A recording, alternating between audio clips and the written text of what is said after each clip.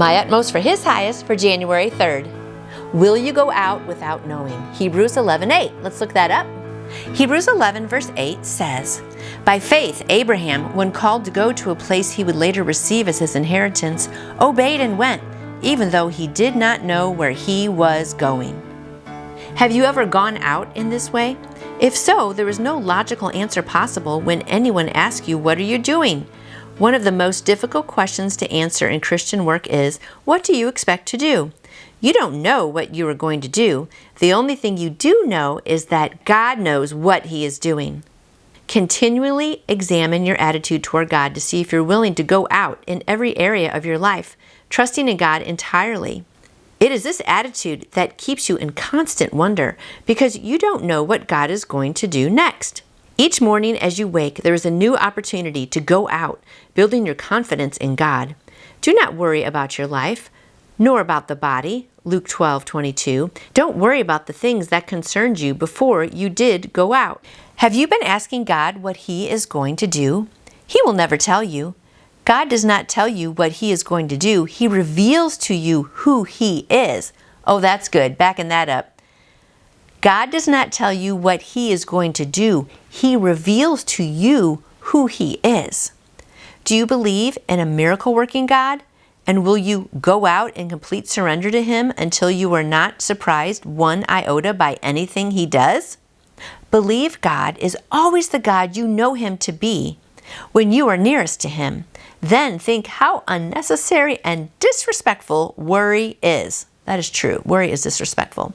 Let the attitude of your life be a continual willingness to go out in dependence upon God, and your life will have a sacred and inexpressible charm about it that is very satisfying to Jesus.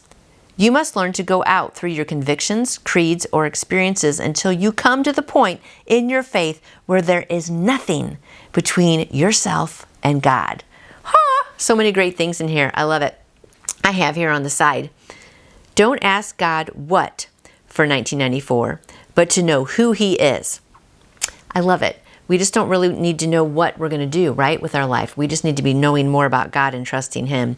And then in 1998, I said, worry is a lack of trust in Him.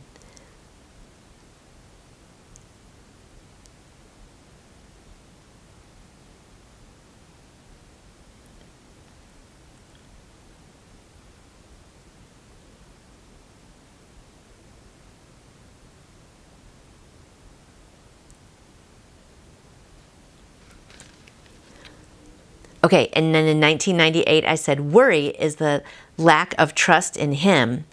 And then I put on there, don't worry about the baby coming. God is in control. Because we were having trouble getting pregnant and then had 2 miscarriages. And then later in 1998, Rebecca came. God was in control. So I also love this line in here. Have you been asking God what He is going to do? He will never tell you. And one thing that I have mentioned before is that when I wake up every morning, I just say, God, what are we going to do today? Because I want to give my day to Him and also trust Him and let Him know that I know no matter what, good or bad, I'm trusting Him. My day is going to be in His hands. And I mean, wouldn't you rather have your day in God's hands than in your own hands? I know I would. So I hope today, my friend, that you don't just keep asking God, to show you every little step and what's going to happen in 5 years down the road. Just worry about knowing more about God and who He is. And He will just reveal Himself to you, and He will take care of you, and He has a plan for your life. I hope you trust Him today. I hope you have a great start to this year. Even if it's hard, just like I said, just really be trusting Him. He will guide you every step of the way. Have a great day, my friends, and I'll see you back here tomorrow. You can order your own copy of the My Utmost for His Highest devotional book by going to utmost.org. And I would love to answer any questions you may have about faith in Jesus. Just email me through my website, nancyjoytoyou.com. And I hope you go out and shine for Him today. See you tomorrow.